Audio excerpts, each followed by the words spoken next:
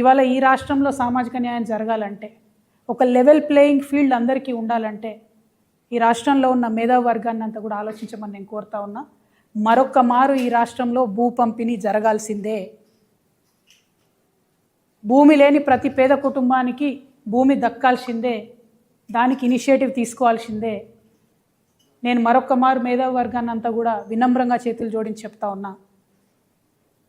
ఈ రేవంత్ రెడ్డి గారికి, real estate వ్యాపారం చేసే రేవంత్ రెడ్డి గారికి భూమి అంటే ఆయనకు ఒక ట్రాన్సాక్షన్ కావచ్చు, కానీ నా పేద బీసీ ఇంటి ఆడబిడ్డకు భూమి అంటే ఒక ఇమోషన్. నా పేద దళితులకు భూమి అంటే ఒక ఇమోషన్. నా ఆదివాసీలకు భూమి అంటే పంచ ప్రాణం. వదిలిపెట్టి ఉండలేరు, అడవిని వదిలిపెట్టి, భూమిని వదిలిపెట్టి. ఆ విషయం అర్థమవుతలేదు రేవంత్ రెడ్డి గారికి. మానవత్వం అన్నది పరిపాలనలో లోపించింది. అందుకే నేను బలంగా నమ్ముతా ఉన్నా, భూమి పంపిణీ జరగాల్సిందే. తెలంగాణ రక్షణ సేన అధికారంలోకి వస్తే ఖచ్చితంగా భూమి లేని ప్రతి పేద ఇంటికి కూడా కుటుంబానికి 1 ఎకరం చొప్పున మేము భూలక్ష్మి పథకం పేరుతోని భూ పంపిణీ చేయడం జరుగుతుంది.